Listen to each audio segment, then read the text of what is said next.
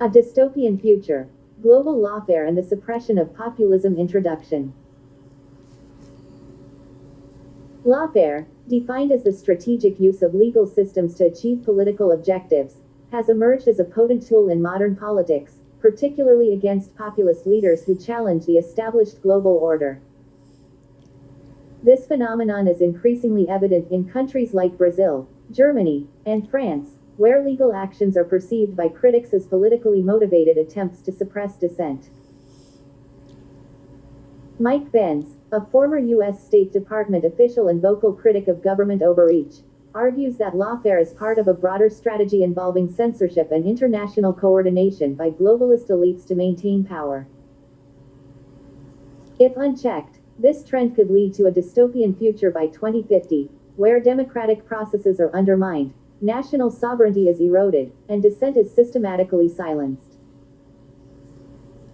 This narrative explores current examples of lawfare, Benz's perspectives, and a detailed projection of a potential dystopian future, drawing on extensive evidence to avoid repetition and provide a comprehensive 30-page analysis.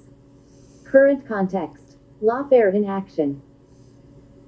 Lawfare is not a new concept, but its application against populist leaders has intensified in recent years.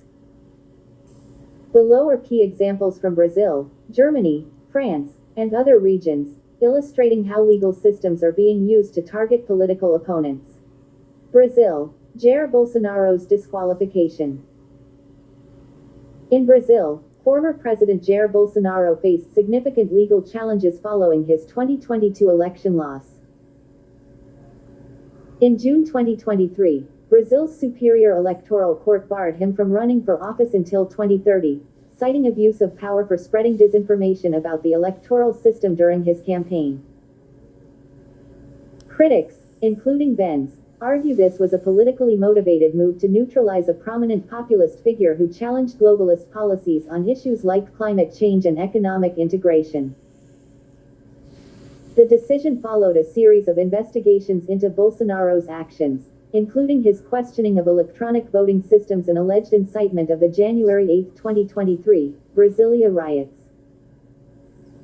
These legal actions have been described as lawfare by supporters, who claim the judiciary, influenced by international pressures, is being used to suppress populist voices. Germany, targeting the Alternative for Germany, AfD. In Germany, the Alternative for Germany, AfD party, known for its anti-immigration and Eurosceptic stance, has faced increasing legal scrutiny. In 2025, discussions about banning the AfD intensified, with authorities labeling it an extremist organization.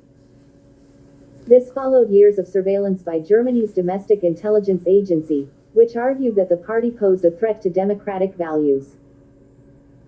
Critics, including Benz, view these moves as attempts to suppress a party that has gained significant traction, polling as the second largest in some regions. The potential ban is seen as a form of lawfare, using legal and administrative tools to marginalize a populist movement that challenges Germany's integrationist policies within the EU. France, Marine Le Pen's legal battles. In France, Marine Le Pen, leader of the National Rally (RN), has been subjected to multiple legal investigations, primarily over alleged misuse of EU funds and campaign financing irregularities. In 2025, reports indicated that Le Pen faced a potential ban from running for president in 2027, a move critics argue is designed to derail her political career as a leading populist figure. Benz has highlighted Le Pen's case as a textbook example of lawfare, where legal systems are weaponized to target opponents of globalist agendas, such as open border policies and EU centralization. These actions are perceived as efforts to maintain the dominance of establishment parties by sidelining populist challengers. European Union, Article 7 and beyond. The EU has employed mechanisms like Article 7 of the Treaty on European Union to pressure member states with populist governments, notably Hungary and Poland. Article 7 allows the EU to suspend a country's voting rights if it persistently breaches EU values, a process initiated against Hungary in 2018 and Poland in 2017 over judicial reforms and media policies. Critics argue these actions infringe on national sovereignty, using legal frameworks to enforce ideological conformity. Benz has pointed to such mechanisms as evidence of international coordination to suppress populist governments that prioritize national interests over globalist integration. Other global examples. Beyond these core cases, lawfare is evident in other regions. In Italy, Matteo Salvini of the Lega Party faced legal action over his immigration policies, including a 2019 case where he was accused of kidnapping for blocking a migrant boat. In Romania, populist leader Călin Georgescu was banned from the 2024 presidential race, a move critics labeled as politically motivated.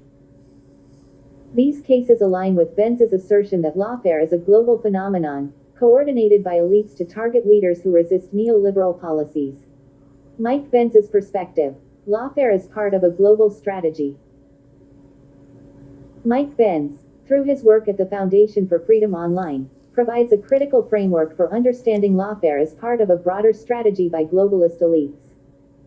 Below are key aspects of his perspective, supported by his public statements and analyses. The censorship industry.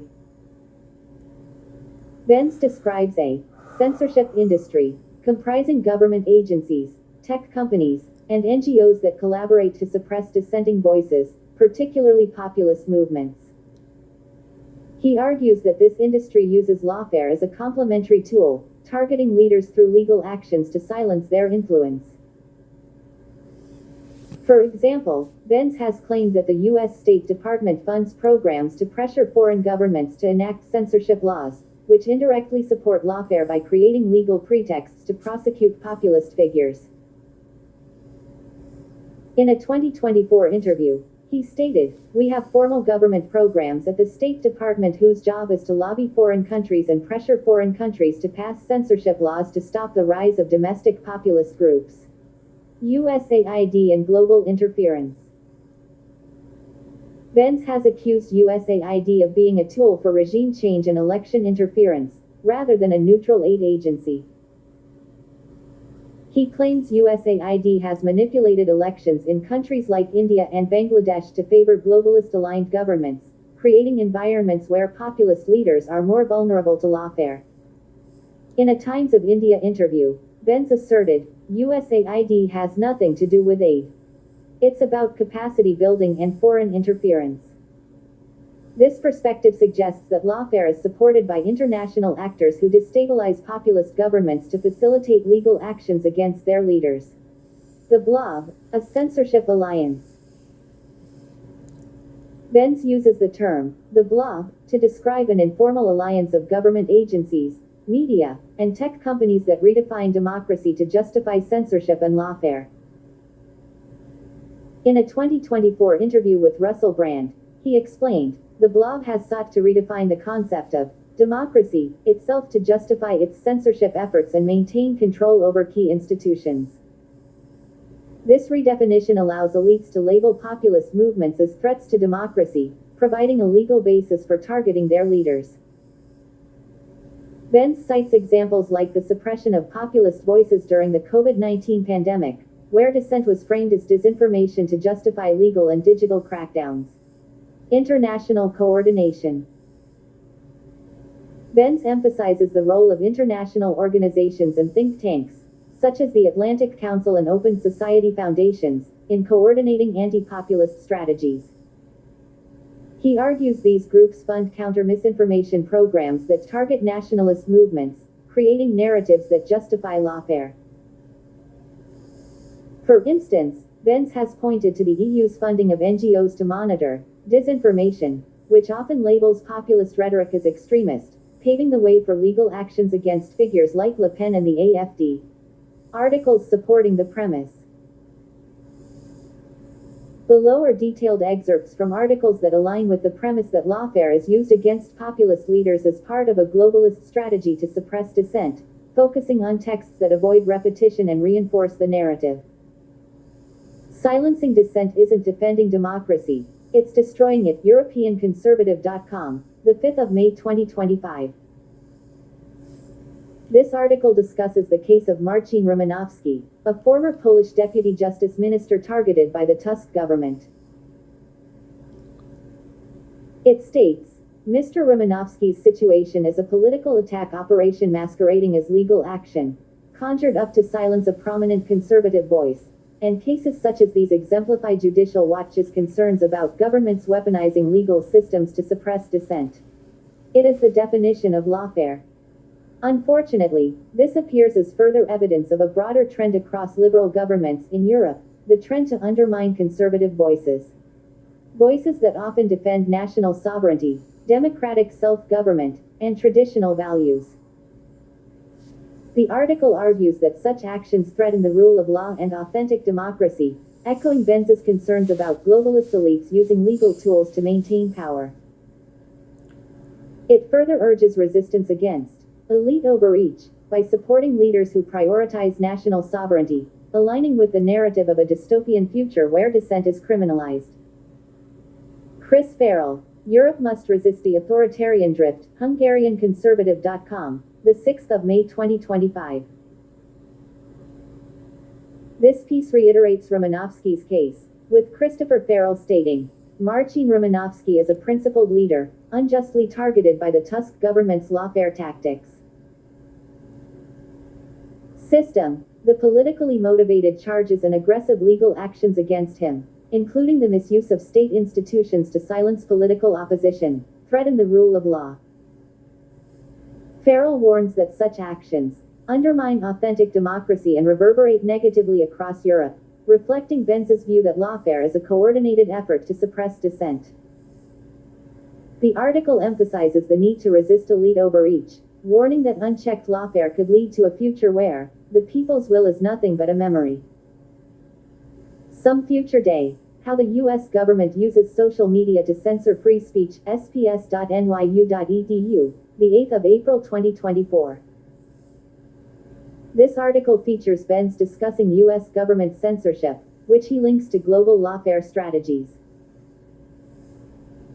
He states, the conversation delves into the strategic use of the internet, media, and technology by the U.S. to influence foreign governments and elections, highlighting the transition from military to soft power post-World War II.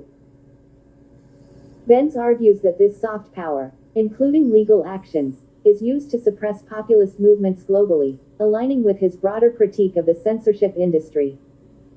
The World According to Mike Benz, fcpp.org, the 20th of March 2024. Benz argues that populist movements are targeted by a corrupt ruling class, using censorship and lawfare. He states, the main efforts of the establishment were directed against Mr. Trump but only as a symbol of a growing international populist movement. They can try to delay the day through censorship and demonizing dissent, but if the persistence presses on, it will win. This supports the premise that lawfare is part of a global strategy to suppress populism, with Benz advocating for public awareness to counter it. Transcript of Mike Benz. The real reason for Pavel Durov's arrest, happyscribe.com, the 28th of August 2024. Benz discusses the arrest of Telegram's Pavel Durov, framing it as lawfare. This is an instrument of statecraft, the use of prosecutions in order to bring leverage against and to get rid of pesky people who oppose the State Department's priorities. He links this to broader efforts to censor populist voices, citing examples like Brazil's actions against Elon Musk's X platform, reinforcing the idea of international coordination. The Blob, Government, Media and Big Tech Censorship Alliance, childrenshealthdefense.org, the 14th of March 2024. Benz describes the Blob as an alliance targeting populists. The Blob has sought to redefine the concept of democracy itself to justify its censorship efforts and maintain control over key institutions. Now you basically have the foreign policy establishment against domestic populism. He argues that lawfare, alongside censorship, is used to suppress dissent, supporting the dystopian narrative. Dystopian future scenario, 2030-2050. Building on current trends and Benz his warnings, we can envision a dystopian future where lawfare becomes the cornerstone of global governance, leading to a world where dissent is eradicated and national sovereignty is obsolete. 2030. Consolidation of power. By 2030, the EU strengthens its legal frameworks, passing laws allowing for the suspension of national governments deemed to violate EU values. Hungary and Poland, already targeted by Article 7, see their elected leaders replaced by EU-appointed administrators, effectively overthrowing democratic processes. In Brazil, the judiciary, influenced by globalist interests, continues to block populist leaders, rendering them powerless. In Germany, the AfD is banned, and in France, Le Pen's National Rally is dismantled through legal actions. Benz's warnings about international coordination materialize as NGOs and tech companies collaborate to censor populist rhetoric, labeling it as disinformation. 2040. Global expansion. By 2040, international organizations like the UN and World Bank gain authority to intervene in national affairs, using economic sanctions and legal mechanisms to enforce compliance. Countries resisting globalist policies face isolation or regime change through lawfare. For example, populist governments in Italy and Romania are prosecuted by international courts for undermining global stability. Surveillance technologies, as I made this video because what's happening in America is happening everywhere. First, it started out with the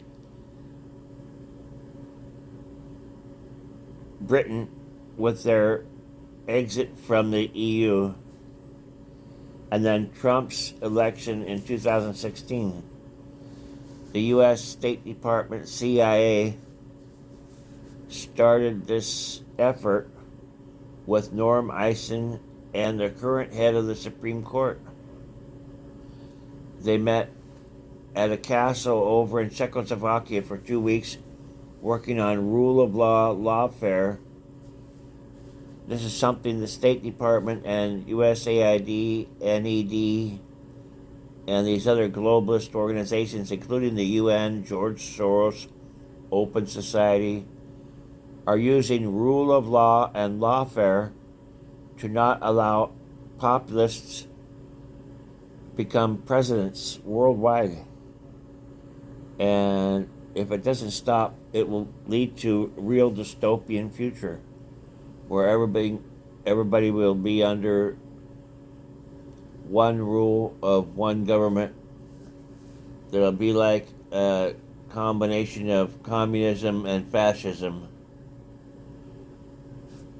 Really terrible stuff.